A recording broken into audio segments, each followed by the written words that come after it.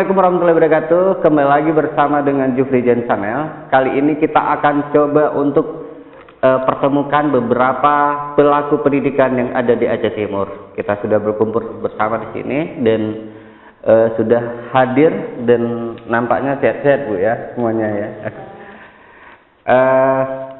Dalam kesempatan ini kita akan coba diskusikan tentang bagaimana situasi new normal. Beberapa waktu ini pemerintah sudah memberlakukan new normal dan tatap muka langsung dengan siswa-siswa yang ada di yang dulunya mungkin siswa-siswa belajar secara online, tapi sekarang sudah diberlakukan untuk bertatap muka langsung di kelas. Namun tetap juga harus memperhatikan protokol kesehatan. Kita akan sapa lebih dulu para pelaku pendidikan yang ada di Aceh Timur. Pertama, Kepala Dinas Aceh wilayah Aceh Timur, Dr. Andes, Bapak Dr. Andes Husaini SPD. Assalamualaikum Pak. Assalamualaikum warahmatullahi wabarakatuh. Kemudian ada Bu Odiana SPD MPD, Kepala Sekolah SMA Negeri 1 Perla. Assalamualaikum Bu. Kemudian kita akan sapa Bu Irmi SPD MPD, Wakil Kepala Bidang Kurikulum di SMA Unggul Aceh Timur. Assalamualaikum Bu. Waalaikumsalam warahmatullahi wabarakatuh. Kemudian di sini ada Pak Irwan SPD, Kepala Pengajaran SMA Negeri 1 Perla. Assalamualaikum Pak. Waalaikumsalam warahmatullahi wabarakatuh. Ya. Kita akan sapa Bu Wahyuni SPSI, ilmuwan psikolog dari sekarang bertugas di SMA Negeri 1 Perla.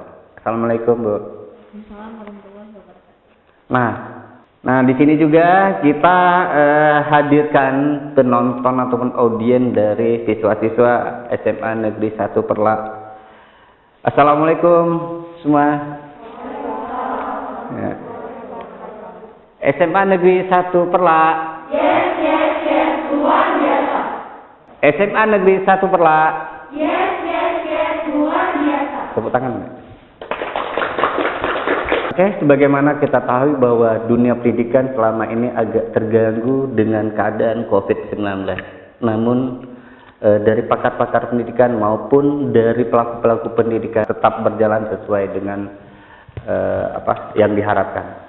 Namun dalam kondisi yang seperti ini tentu kita sudah tahu semua bahwa bagaimana protokol kesehatan tetap nomor 1.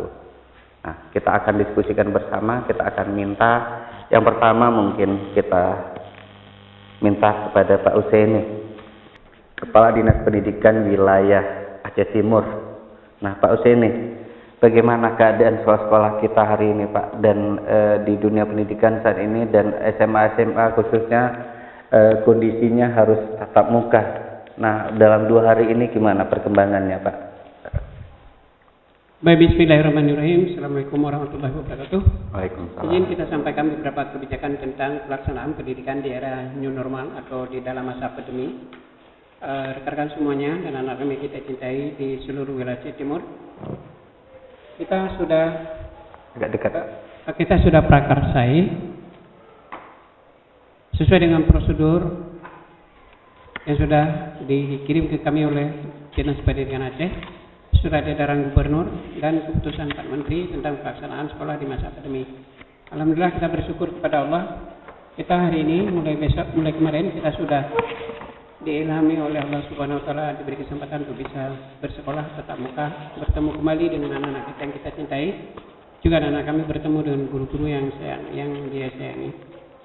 Namun demikian ada beberapa hal yang harus kita ikuti dan harus kita persiapkan.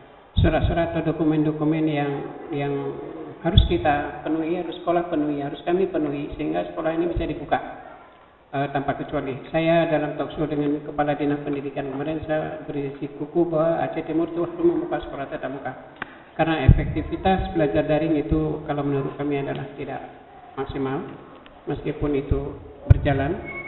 Tapi dengan kondisi seperti itu anak-anak kayaknya tidak puas karena dia tidak bertemu dengan guru-gurunya. Tapi alhamdulillah hari ini dengan izin Allah Subhanahu Wa Taala dan seluruh perangkat yang diamarkan lewat aturan-aturan yang ada kita sudah penuhi, seperti kita harus minta izin rekomendasi dari gugus COVID kabupaten yang dalam hal ini diketuai oleh Pak Bupati juga kita sudah penuhi, sudah siap di tanda tangan kemarin.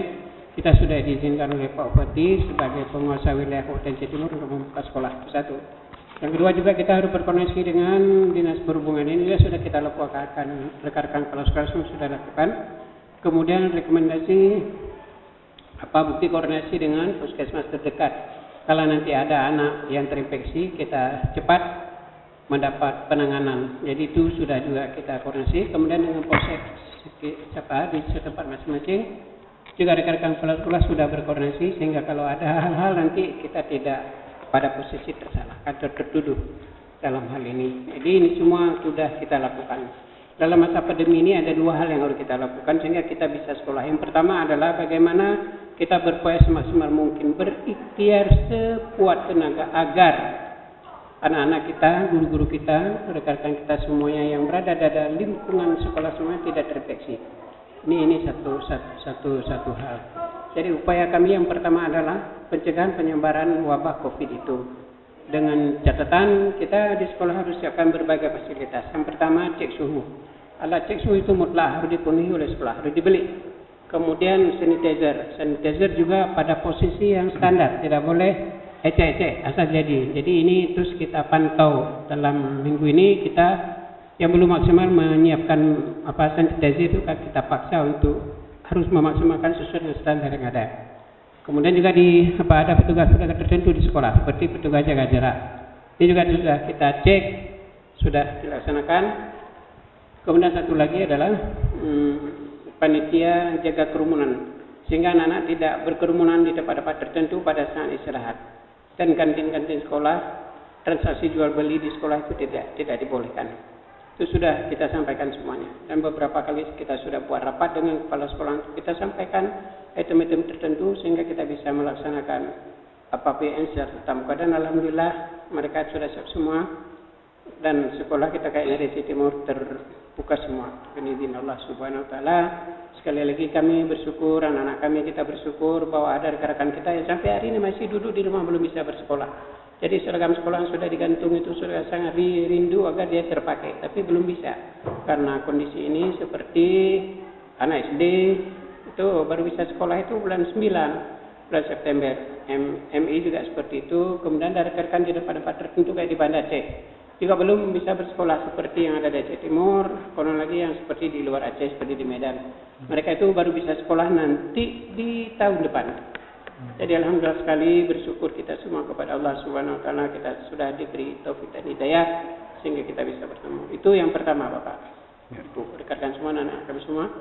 Yang kedua adalah pelaksanaan PPM di masa pandemi. Ini juga harus diset sedemikian rupa, enggak boleh seperti yang normal. Ini kan tidak normal. Arti kondisi tidak normal, arti cara pola dan metode juga harus dirubah. Hari ini anak-anak kita datangkan ke sekolah itu parsial. Enggak boleh semuanya. Kita shiftkan. Jadi maksimal itu 18 orang dalam satu ruangan, tidak boleh lebih dari itu. Kita ikuti sesuai aturan yang ada, tidak boleh. Makanya ini adalah langkah-langkah. Kemudian guru juga sama harus menyiapkan segala perangkat pembelajaran seperti biasa, cuma ini kondisinya yang dibedakan karena tidak semua anak yang hari ini tidak sekolah bukan di daring tapi diberi tugas untuk dilaksanakan tugas-tugas tertentu untuk dilaksanakan di rumah. Nanti begitu mereka hadir, nanti dikasih ke gurunya, diberi proses lagi, nanti diberi tugas lagi. Kalau misalnya yang ini hari ini untuk ke sekolah, nanti yang lain besoknya. Jadi kita shiftkan 18 ruang. Di sini ada 24 ruang, tapi yang bisa kita hadir ke sekolah setiap hari adalah 12 ruang. Dengan komposisi per ruang adalah 18 orang. Itulah langkah-langkah kita, kebijakan kita. Kita tetap mengikuti kepada pedoman yang ada, terutama sekali protokol kesehatan. Apapun cerita itu adalah menjadi harga mati. Sehingga kita sekolah, saya jamin rekan-rekan insyaallah sanggup mengikutinya. Sehingga kita cek kemarin saya sudah bergerilya kemarin ke beberapa sekolah, semua dalam kondisi aman dan terkendali alhamdulillah. Demikian. Bu Audiana, sekarang kita sudah tahu bahwa sudah memasuki ajaran baru. Nah, dalam kondisi memasuki ajaran baru dan keadaan kita seperti yang sudah digambarkan oleh Pak Usaini tadi, kondisi seperti itu, apa yang dirasakan oleh Bu Audiana dalam mengatur guru dan anak-anak? Terima kasih. Untuk masa era new normal ini yang diharuskan sekolah sudah dibuka sejak kemarin 13 Juli 2020, kami ada beberapa hal yang harus diikuti baik oleh siswa kami, guru kami, dan juga oleh semua warga sekolah dalam rangka untuk mengantisipasi semua yang terjadi di era seperti ini. Dalam hal ini, kami mintakan kepada para siswa kami untuk selalu mematuhi arahan-arahan dari guru yang sebelumnya sudah diberikan arahan oleh kepala sekolah kepada guru-guru yang memintakan kepada siswanya untuk yang pertama sekali sebelum mereka pergi ke sekolah mereka harus berwudu dulu. Yang ini juga sudah dituangkan di dalam SOP yang kami berusaha untuk menerjemahkannya sehingga dapat sampai kepada siswa-siswi kami. Kemudian mereka selalu mengenakan masker. Walaupun ada yang terkadang mengatakan sesak, akan tetapi ya kami mengatakan kalau sesak pakai masker ya dibuka sedikit, pasang lagi. Yang penting memastikan siswa kami semua menggunakan masker, terus selalu mencuci tangan. Yang di sini kami terapkan 5 kali mencuci tangan dan mereka selalu menjaga jarak dan mereka selalu berdiri dalam keadaan tidak berkerumunan. Itu memang semua sudah merupakan protokol kesehatan yang mereka harus ikuti. Dan ini berulang kali sudah disampaikan oleh gurunya kepada siswanya. Dan hal ini selalu berulang-ulang kami lakukan sehingga anak didik kami terbiasa. Karena ini merupakan hal yang baru bagi mereka. Dan untuk orang tuanya kami menghimbau supaya selalu mengawasi anaknya. Dan selalu berkoordinasi dengan gurunya di sekolah. Sehingga apa-apa yang terjadi atau apapun yang terjadi, orang tua, guru bisa sama-sama mengatasi hal yang mungkin akan terjadi. Nah, 1 hari sudah berjalan proses belajar mengajarnya, Bu. Ya. Bagaimana pengalaman kemarin? Di mana ada kendalanya, Bu, kira-kira? Iya, terima kasih. Yang pertama kami kan menerapkan bahwa antara kelas 10, kelas 11 dan kelas 12 itu datang tidak pada waktu yang bersamaan. Karena memang sudah dibagi shift A dan shift B, shift A di minggu pertama, shift B di minggu kedua. Dan untuk lebih tidak terjadi lagi kerumunan, kami sudah mengantisipasinya ya dengan cara seperti tadi bahwa kelas 10, kelas 11 dan kelas 12 tidak datang bersamaan waktunya. Jadi kelas 10 itu 7.45, kelas 11 itu 8.15 dan kelas 12 8.45. Jadi kami beri jarak 30 menit. Nah, jadi yang terjadi kemarin adalah karena ada yang mengatakan bahwa pingin sekolah, jadi pingin datang cepat-cepat. Jadi ada juga terjadi kerumunan, sempat juga terjadi kerumunan kemarin karena pada jam 7.45 kelas 3 pun ada. Kelas 2 pun ada. Akan tetapi alhamdulillah itu semua tidak terjadi ini pagi sehingga semuanya bisa berjalan dengan aman. Bu, bagaimana terhadap diberlakukan new normal dalam kondisi sekarang? New normal tetap ini, protokol kesehatan tetap dijaga seperti sudah digambarkan tadi bahwa itu sudah dilakukan. Mungkin ada kendala tadi juga digambarkan. Nah, menghadapi kemampuan beradaptasi antara siswa dengan orang tuanya, antara siswa dengan guru, itu bagaimana? Membangun menyesuaikan diri lah kalau dalam bahasa lebih itu. Terima kasih. Pembelajaran di era new normal ini kan banyak dan kita semua harus beradaptasi sedini mungkin. Karena pembelajaran yang biasa dilakukan di masa pandemi COVID-19 itu kan virtual sifatnya. Jadi begitu di era new normal ini kan itu harus berubah. Jadi harus menggabungkan antara virtual dan pembelajaran tatap muka. Jadi untuk menghadapi ini para guru juga harus cepat-cepat beradaptasi untuk menyesuaikan pembelajarannya dengan waktu yang tersedia dan mengikuti protokol pemerintah tentu saja.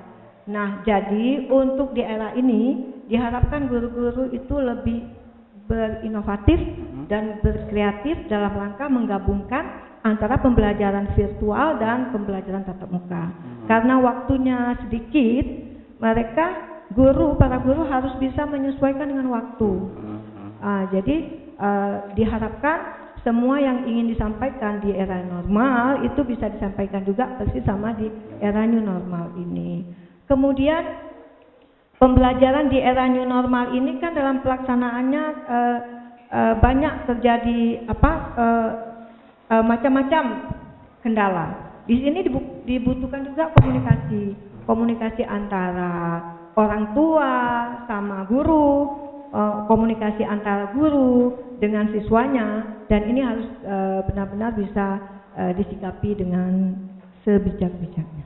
Berarti bukan hanya beradaptasi dengan antar siswa, antar guru, beradaptasi dengan waktu juga penting, Bu ya? Iya, tentu saja. Kenapa? Karena kalau biasanya satu pelajaran itu diberikan 45 menit bagi tingkat SMA. Sekarang waktu yang tersedia adalah 1 jam 30 menit. Jadi bagaimana si guru menyikapi ini, membuat rencana pembelajaran yang harus disesuaikan dengan waktu yang sudah disediakan. Oke Bu, makasih banyak. Kita beralih ke Pak Irwan. Nah Pak Irwan, kalau kami pantau ya masih rendahnya penggunaan teknologi bagi warga sekolah, ya kan? Kemudian kita mungkin kalau misalnya di kota-kota itu luar biasa, mereka sudah menggunakan teknologi semuanya gitu. Nah di sekolah kita misalnya di Aceh Timur mungkin ada yang di pedalaman Pak Hussein kan, kemudian ada juga yang tidak terjangkau dengan internet dan segala macam. Nah bagaimana melihat situasi seperti itu Pak Irwan, dan bagaimana mengantisipasi hal tersebut Pak Irwan? Baik, terima kasih.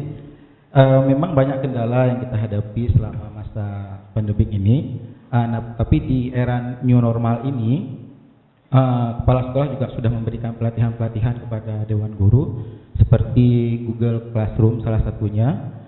Jadi memang tidak semaksimal mungkin terlaksana, tapi sebagian bisa terlaksana seperti itu.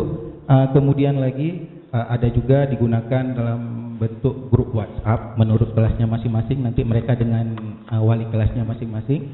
Jadi nanti ke situ akan digabungkan guru-guru juga. Tetapi tidak semua anak bisa melakukan itu karena salah satunya tadi terkendala itu di sinyal mungkin. Kemudian tidak semua anak memiliki HP, itu mungkin salah satunya. Kemudian lagi di sini juga Dewan Guru sudah mempersiapkan beberapa rencana pembelajarannya, yang tatap muka 1, yang daring 1. Mungkin yang daring nanti bisa dilimpahkan melalui pembelajaran yang sudah belajar kemarin mengenai Google Classroom itu. Tapi ya kendalanya di situ nanti di bagian internetnya, di bagian anak-anaknya memiliki gadget atau tidak, mungkin seperti itu. Ya itu di situ kendalanya Pak. Nah kalau melihat teknologi dalam kondisi sekarang misalnya, kalau dari pantauan Bapak penting nggak kira-kira adanya anak-anak menguasai teknologi? Kalau pantauan kita memang itu penting sekali ya kan, karena memang zaman juga semakin canggih, jadi teknologi itu memang harus kita kuasai, ya kan. Tapi kembali lagi ke keadaan kita mungkin di Aceh Timur ini tidak semuanya memiliki. Mungkin kalau di SMA yang boarding seperti SMA Unggul mungkin itu lebih cocok di situ, lebih dapat, siswanya juga lebih siap. Kalau kita di sini anak-anaknya tidak sama semua, maka mereka kan dari latar belakang yang berbeda-beda, mungkin seperti itu. Karena yang pintar-pintar udah dikasih ke sana. Bu Irmi, kita lihat dari bagaimana dengan proses pembelajaran yang berlangsung saat ini, kemudian juga ada pembelajaran yang menggeser rutinitas, Bu, ya. Kemudian ada juga aktivitas digitalnya tanpa disertai pemenuhan kebutuhan. Sebenarnya agak sama sih sebenarnya tadi, tapi ini lebih peningkatan dan mungkin pengalaman Ibu sebagai guru di SMA Unggul mungkin hal sudah terpenuhi, kemudian anak-anak juga berkualitas bagus di sana mungkin yang tersaring. Ini bagaimana? Baik, terima kasih Pak. Jadi saya menjelaskan dulu di awal mungkin sesuai dengan penjelasan Bapak Alinas tadi bahwasanya berdasarkan edaran gubernur juga dari SK Pak Menteri bahwa ditetapkan bahwa Aceh Timur ini adalah hijau Pak ya. Jadi oleh karena itu kita boleh melaksanakan pelajaran secara tatap muka dan diselingi dengan daring seperti itu. Jadi di sini tatap muka mungkin kita sudah menjalankan di wilayah Aceh Timur ini untuk semua sekolah, mungkin hanya sekolah boarding yang tidak tatap muka. Nah, itu sesuai dengan edaran Pak Menteri juga bahwasanya tidak boleh buka asrama Bapak kalau untuk sekolah yang asrama gitu ya. Jadi kalau di Semua Unggul itu Pak kita murni memang masih menggunakan daring. Jadi belajar dari rumah BDR istilahnya ya. Kalau di sekolah lain itu diselingi tatap muka dan daring seperti itu. Jadi untuk proses pembelajarannya alhamdulillah untuk sekolah-sekolah reguler yang memang tidak asrama itu sudah kita kondisikan bagaimana pembelajarannya sehingga bisa berlangsung tatap muka dengan memperhatikan protokol kesehatan tentunya ya, seperti saat ini mungkin kita menggunakan masker semuanya, menjaga jarak juga. Kemudian di sekolah itu juga sudah ada koordinasi mungkin dengan berbagai pihak sehingga pembelajaran tatap muka ini bisa berlangsung secara baik ya. Jadi kita kembali lagi bagaimana kita melakukan proses itu, kita tentunya menggunakan standar pendidikan Pak. Kita sesuaikan dengan kurikulum yang digunakan sekarang adalah kurikulum 2013 sesuai dengan Permendikbud nomor 36 tahun 2018. Jadi di situ saya jelaskan bahwa pembelajaran untuk siswa SMA itu menggunakan kurikulum 2013 di mana masing-masing kelas itu sudah disiapkan jamnya itu secara normal Bapak itu untuk kelas 10 ada 42 jam, untuk kelas 11 12 44 jam pelajaran. Nah di masa new normal ini di situ mungkin kita perlu analisis lagi kebutuhan pembelajarannya. Jadi jumlah jam itu tetap kita gunakan 42 jam dan 44 jam, cuman dirubah di jam tatap mukanya. Jadi kalau biasanya ada 45 menit, di sini kita hanya memberikan 30 menit per sesi jam pelajarannya. Kemudian mungkin keberhasilan pendidikan juga kita harus lihat lagi. Jadi di masing-masing mata pelajaran itu ada kompetensi dasar namanya, kalau istilah kami KD gitu. Jadi di sini juga Bapak Ibu guru sudah menganalisis KD yang memang itu penting disampaikan di saat masa new normal ini. Karena nggak mungkin dengan jam waktu kita 30 menit bisa menghabiskan semua KD yang diberikan oleh BSMC. Jadi itu kemudian mungkin di sini juga harus menyentuh standar penilaian Bapak ya. Jadi kita tetap menilai sesuai dengan standar penilaian nomor 23 tahun 2016 atau Permendikbudnya. Bahwa di situ ada penilaian sikap, kemudian penilaian pengetahuan dan penilaian keterampilan. Jadi mungkin sikap nanti akan lebih dipantau oleh Bapak Ibu guru di kelas, terintegrasi dalam mata pelajaran dan akan dikumpulkan oleh guru MAPE, IPA, Pendidikan Agama Islam dan guru PKN. Nah untuk penilaian pengetahuan dan keterampilan itu akan dinilai oleh masing-masing guru mata pelajaran sesuai dengan format penilaian yang kita gunakan selama ini. Jadi untuk yang tidak tatap muka kita akan menggunakan pembelajaran daring dengan sistem penilaian yang sama. Jadi di situ kita bisa menggunakan platform yang bentuknya LMS ataupun seperti pelaksanaan Vicon gitu Pak, video conference. Jadi bisa juga kita anggap walaupun dia melalui media itu mungkin pengalaman di Semua Unggul juga nih Pak. Jadi kita menggunakan video conference untuk secara tatap muka. Jadi tatap muka tapi tidak langsung bertemu siswanya di kelas, melainkan melalui media laptop ataupun gadget handphone. Tapi efektif nggak seperti itu? Alhamdulillah untuk setelah 2 hari kita laksanakan ini anak-anak sudah bisa terhubung semua untuk kegiatan Vicon ini karena kita kelolanya per kelas gitu Pak. Jadi mungkin karena Bapak bilang tadi Semua Unggul mungkin anaknya sudah pilihan Pak ya. Jadi memang antusias sekali anak-anak itu dalam melakukan Vicon. Jadi harapan saya walaupun di sekolah boarding itu tidak langsung tatap muka tapi seakan-akan siswa itu merasakan dia sedang tatap muka dengan penggunaan Vicon tadi. Di situ mudahnya karena siswa pilihan ya. Itu mungkin kelebihannya Pak. Jadi penilaian pun bisa kita lakukan karena kita bisa langsung lihat wajahnya melalui Vicon Pak kan. Kita wajibkan juga siswanya memakai di sekolah. Jadi suasana mau kita bangun di situ adalah suasana pembelajaran tatap muka walaupun tempatnya berbeda gitu.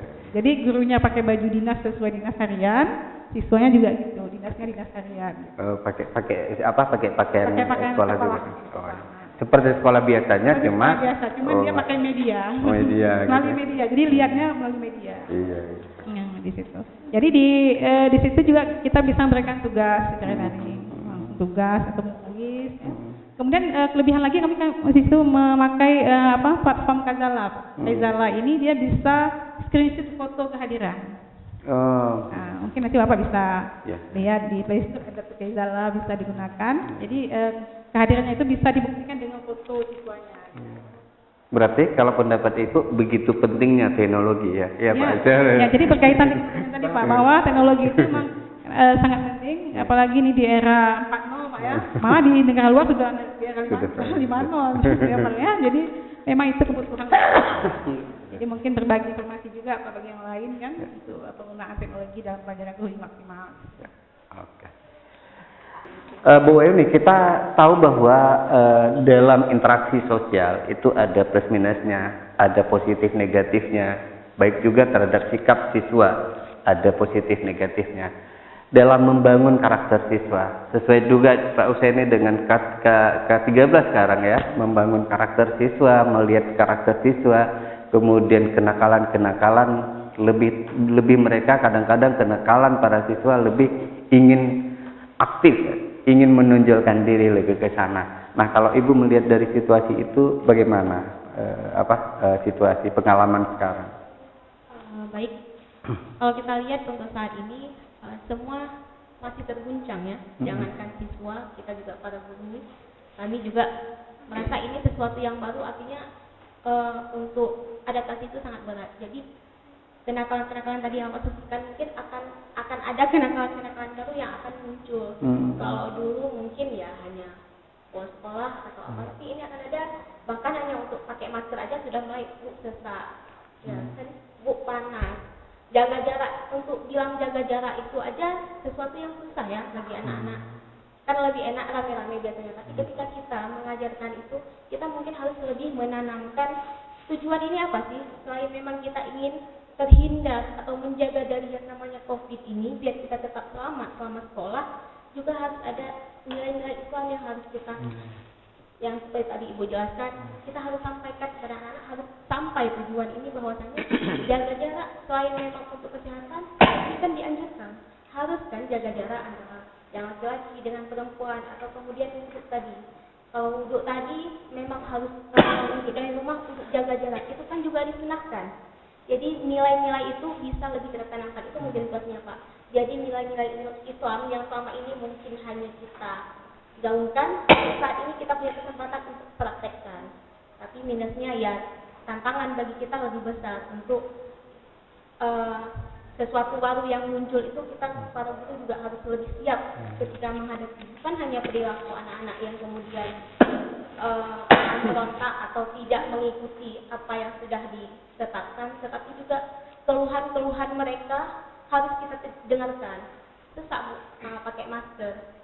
Lagi-lagi kita harus ingatkan, iya sesak, ibu-ibu juga sesak, kita juga capek, tapi apa tujuannya? Pembelajaran tetap harus dilaksanakan. Ya seperti itu Pak, lebih kepada motivasi para anak-anak juga harus lebih ditingkatkan. Jadi tujuan mereka sekolah itu tak sampai, dan kita butuh mendampingi lebih ekstra Pak. Nah, kalau dalam melihat membangun kesadaran, ini kan lebih kalau disiplin sekarang kan sudah sangat-sangat longgar, ya kan? Disiplin kita sekarang sangat longgar bahwa anak-anak mau belajar atau tidak, menanamkan kesadaran itu Bu dalam kondisi seperti ini gimana? Seperti tadi ya Pak ya, sebelum kita menanamkan kesadaran itu, anak-anak ini harus tahu dulu yang mau mereka capai untuk sekolah itu apa. Sampai nggak sih motivasi mereka untuk sekolah ini, mereka punya, menurut saya ketika mereka punya masih motivasi dan kita juga terus mendorong musik untuk terus ditingkatkan, pasti sampai ke situ. Apalagi kalau di sekolah kita mungkin alhamdulillah malah disiplin ini semakin ditingkatkan ya, artinya datang di jam yang telah ditentukan, begitu jam keluar langsung pulang, cuci tangan, itu kan bentuk-bentuk nilai-nilai disiplin yang diterapkan. Oke, kita akan sapa dulu audien, dan mungkin dari audien kita ada pertanyaan. Ada dari kira-kira siapa yang ingin bertanya? Oke, silakan, namanya siapa? Sebutkan nama dan pertanyaan apa ataupun mau disampaikan pengalaman apa. Oke, silakan. Assalamualaikum warahmatullahi wabarakatuh. Waalaikumsalam warahmatullahi wabarakatuh. Saya Muna Salsabila, salah satu siswa SMA Negeri 1 Perlak dari kelas 3 MIPA 1. Di sini saya ingin bertanya kepada guru-guru Pertanyaan saya adalah, salah satu teman kami ada yang tidak memiliki gadget seperti handphone pada saat proses pembelajaran daring kemarin. Nah, jadi dia tidak tahu informasi apa-apa tentang sekolah. Bagaimana para guru-guru kemarin saat mengambil penilaian rapor? Karena kami kan tidak ada ujian. Dia juga tugas tidak dibuat, lalu nilai rapornya diambil dari mana? Terima kasih. Assalamualaikum warahmatullahi wabarakatuh. Iya, bagus. Bagus, tepuk tangan lah buat pertanyaannya. Oke, satu lagi siapa kira-kira? Bu, simpan aja pertanyaannya. Dan siapa yang akan menjawab ya? Oke, kita akan beri kesempatan untuk satu penanya lagi. Dengan siapa, Dek? Namanya siapa? Assalamualaikum warahmatullahi wabarakatuh. Waalaikumsalam warahmatullahi wabarakatuh. Nama saya Putri Daratul Hikmah. Saya salah satu siswi dari SMA Negeri 1 Perlak. Saya ingin bertanya kepada guru-guru, mengapa siswa-siswi di beberapa sekolah tidak diperbolehkan membawa gadget atau laptop ke sekolah, padahal dalam proses belajar mengajar, kedua benda ini memiliki banyak manfaat dalam memudahkan siswa dalam belajar. Terima kasih. Assalamualaikum warahmatullahi wabarakatuh. Waalaikumsalam warahmatullahi wabarakatuh.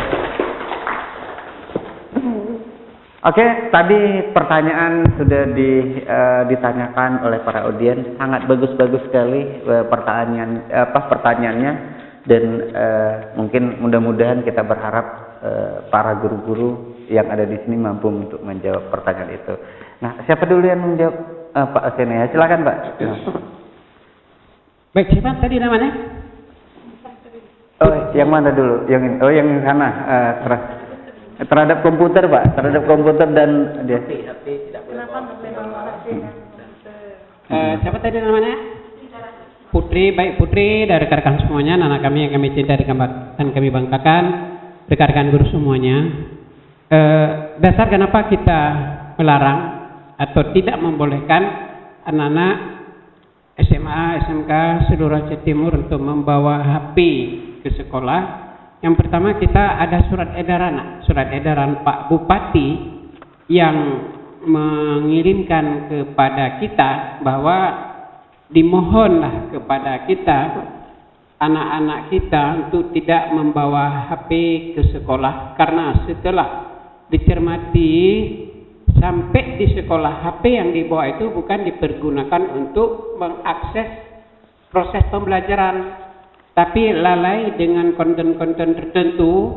Dan ini bisa kita buktikan yang dikirim oleh rekan-rekan ke kami, bahwa bukan yang tujuan yang mulia itu diplesetkan. Karena itu Pak Bupati khawatir dengan kondisi seperti itu, bahwa banyak anak-anak kita yang mengakses konten-konten yang seharusnya tidak mereka akses.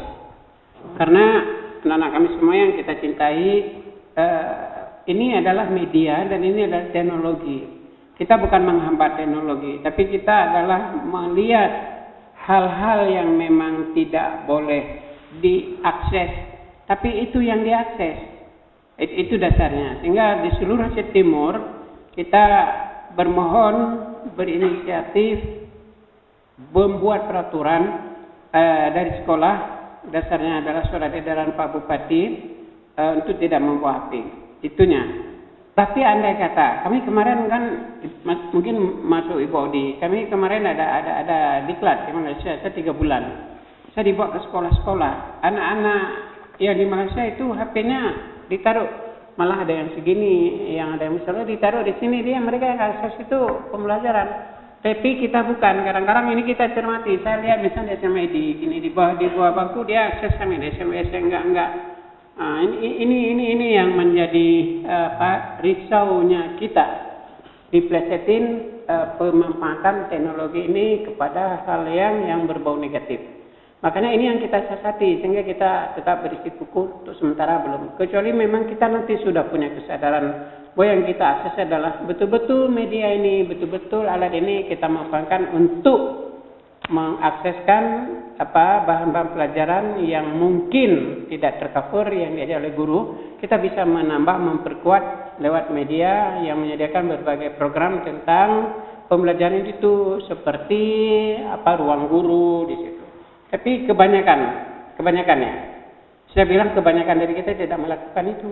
Makanya itu dasarnya kenapa kita tidak boleh membawa HP. Tapi kalau nantinya SMA Perlak bisa menjamin itu kelas-kelas tertentu sebagai sampel untuk tidak mengakses konten-konten yang tidak berkaitan dengan PPM, itu kita akan coba. Kita nanti buat exception, pengecualian. Ya, tapi apakah ini bisa dijaga? Apakah ini bisa dihormati kebijaksanaan ini sehingga kita tidak terperosok ke dalam lubang yang negatif itu? Karena media ini ada yang positif banyak dan juga tidak sedikit hal-hal yang negatif. Ini dasarnya. Saya kira itu, ya. Ada yang mau ditambah mungkin? Ada kira-kira yang mau di ya. Jika HP tidak diperbolehkan, maka apa bisa diganti dengan laptop untuk dibawa ke sekolah gitu? Baik, kalau memang laptop itu kan begitu connect dengan internet juga sama. Kami di jajaran kebijakan, pemangku kebijakan pendidikan hari ini di tingkat cabang dinas pendidikan wilayah Sulawesi Timur itu membolehkan, tapi nanti harus ada yang terawasi, ya kan? Kalau laptop mungkin agak mudah terawasi karena besar, dia nggak bisa disembunyikan, dibawa bangku, silakan aja kalau memang itu. Lagi pula kita di sini kayaknya nggak perlu laptop kita bawa kemari. Itu lab komputer difungsikan setiap saat. Lab itu bukan hanya untuk UMBK. Lab komputer itu adalah sebagai media untuk melakukan proses belajar mengajar setiap hari. Itu ya. Jangan nanti ada pengelola lab, ini kan untuk UMBK. Cuma punya catatan dan masuk ke situ anak-anak itu milik kita. Kadang-kadang nanti keyboardnya dicongkel.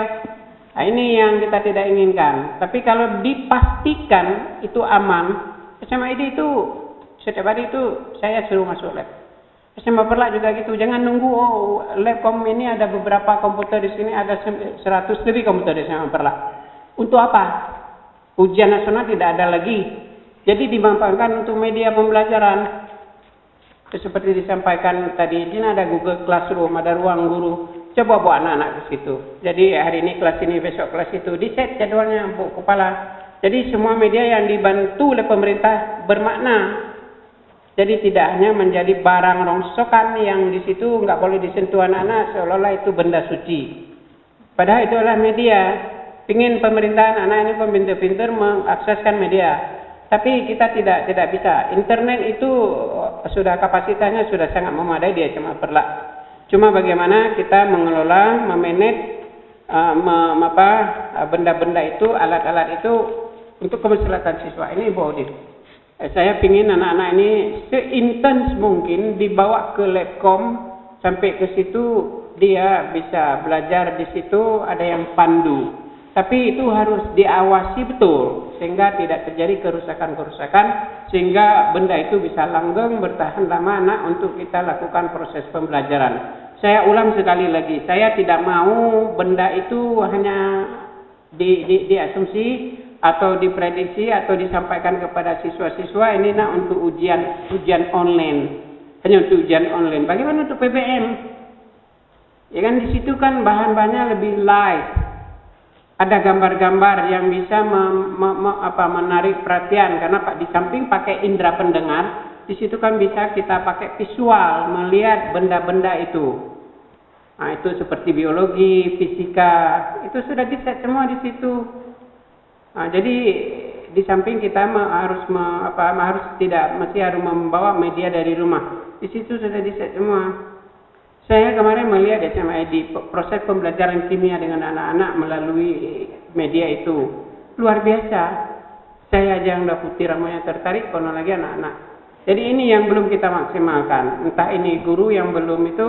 Karena itu Ibu Odi dari rekan semua di Aceh Timur yang memiliki media itu harus dimaksimalkan kemampuan guru untuk mengelola aset-aset yang berupa IT itu untuk diteruskan ke siswa sehingga siswa kita tidak gagap teknologi. Jadi ini anak-anak ya. Kalau memang sekolah-sekolah yang belum memiliki komputer itu silakan bawa laptop. Tapi kalau HP ini untuk sementara kita larang karena memang seperti Bapak bilang tadi. Tapi kalau ada sekolah-sekolah SMA Perlak, SMA ID dan beberapa sekolah besar sudah sangat maksimal itu dibantu pemerintah. tentang IT. Mari manfaatkan IT itu untuk anak-anak, bukan untuk guru. Jadi ini rekan-rekan semua, anak kami yang kami cintai di seluruh Kabupaten Jawa Timur, maksimalkan pemanfaatan IT itu yang ada di sekolah. Jangan nanti rusak sendiri. Anak-anak seolah tabu untuk memegang itu karena itu milik sekolah. Bukan milik sekolah, itu milik pemerintah. Dikasih untuk siapa? Untuk anak-anak. Coba kalau sekolah itu nggak ada anak-anak, untuk apa benda itu? Ini yang penting. Ini mohon dipahami oleh rekan-rekan guru, pertama sekali Bu Kepala SMA Negeri 1 Perlak, tolong maksimalkan pemanfaatan lab itu untuk pembelajaran anak-anak. Bawa anak-anak ke situ. Itu ruang multimedia juga sudah kita set. Karena anak-anak enggak ada laptop di ruang multimedia, satu sudah cukup, tapi diinfokuskan, di connect ke TV. Kita ada dibantu TV berapa unit, 4 unit kemarin. Itu kan media, nak, untuk kalian belajar, bukan menjadi barang suci, nggak bisa masuk siapa-siapa. Ini kalau ada kepala sekolah di kita roker. Jadi kira-kira seperti itu. Jadi bukan. Rusak dalam proses memang dinamika, nggak apa-apa rusak itu pembelajaran. Yang penting kita buat cerah. Terjadi kerusakan pada saat anak terjadi proses pembelajaran mapel ini. Yang jangan dicongkel-congkel. Itu yang kalau congkel bayar. Kan gitu ya. Aman tuh ya. Yang penting kalian belajar. Apa yang ada nanti disarankan, kita ada wakil saran, panggil Bu Nana. Bu, kami pinginlah masuk ke lab multimedia sekali mulia di TV itu. Coba kita connect dengan beberapa ikon yang menyediakan fasilitas PBM itu. Jadi seperti itu, nah ya.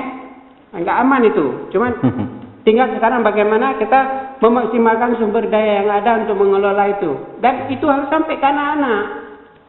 Nah, jangan anak-anak cuma ngintip dari jendela, ada TV kok di kelas ini ya. Tapi kita nggak pernah dimasukkan ke situ. Sedihlah anak-anak. Difasilitasi untuk anak-anak, bukan untuk jadi bahan pajangan sehingga kepala sekolah keren, siapa yang datang bisa lihat ada ruang multimedia. Tapi yang lebih keren lagi lah anak-anak bisa pintar pakai media itu.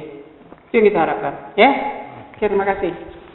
Pak Irwan, terhadap pertanyaan ada anak yang tidak memiliki HP, bagaimana pengambilan nilainya? Oke, terima kasih. Tadi pertanyaan dari Muna Salsabila ya.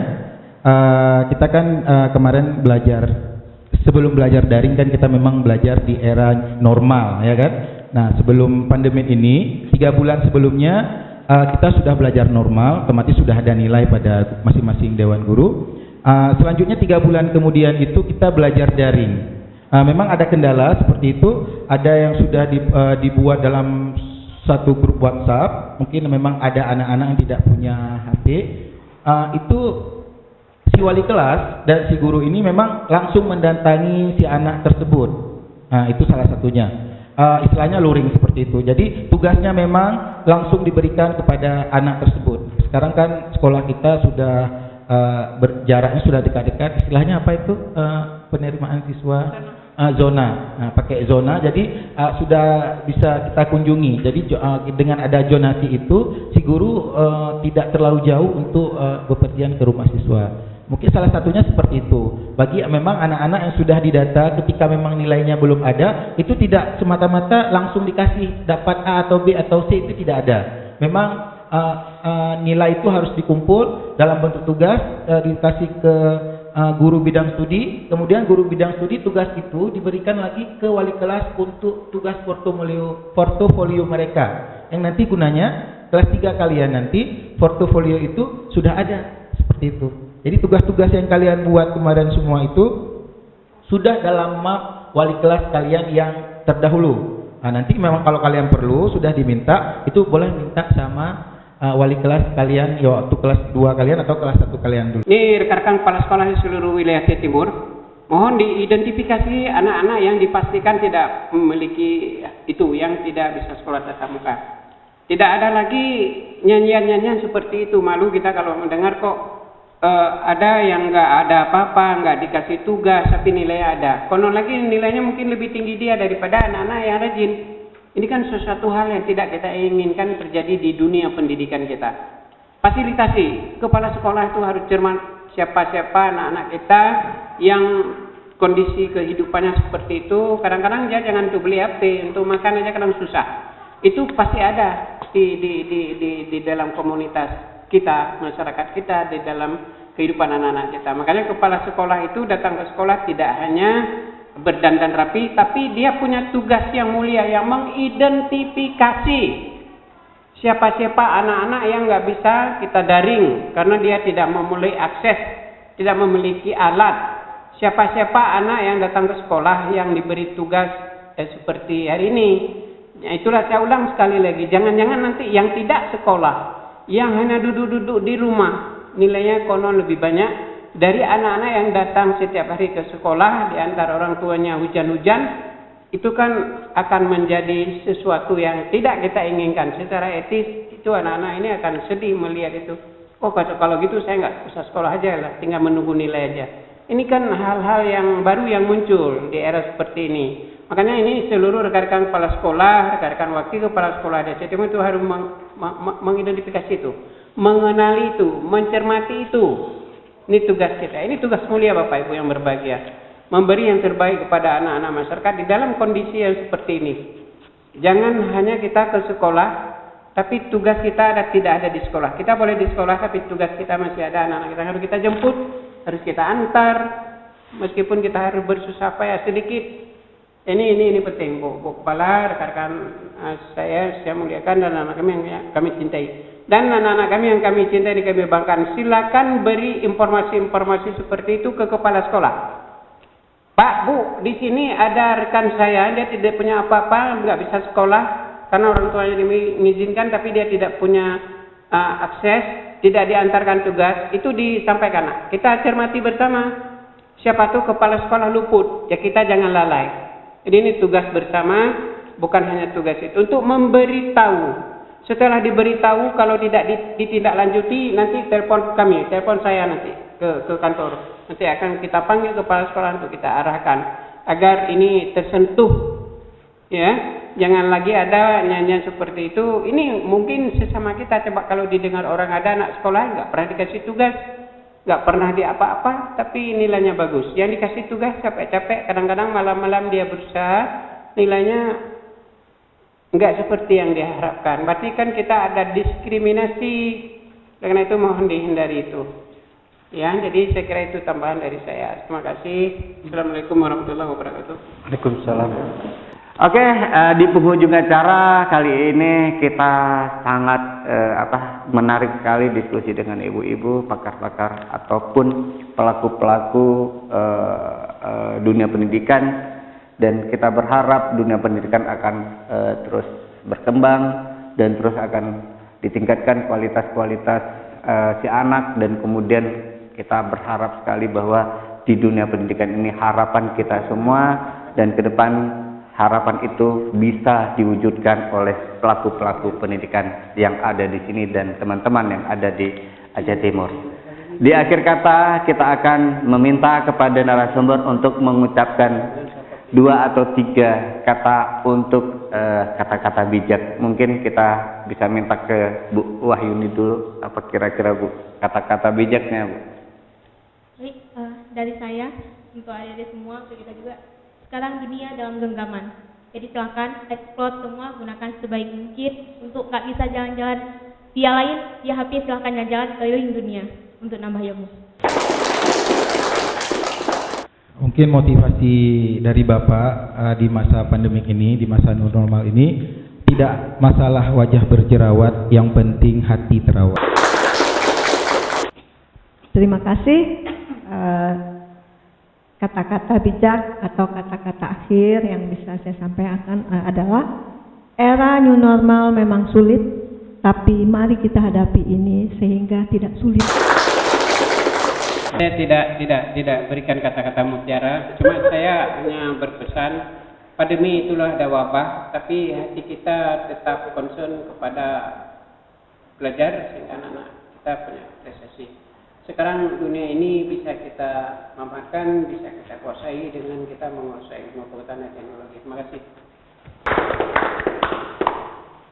Pada masa new normal ini, harapannya siswa kami lebih kreatif, kritis dalam melaksanakan pembelajaran.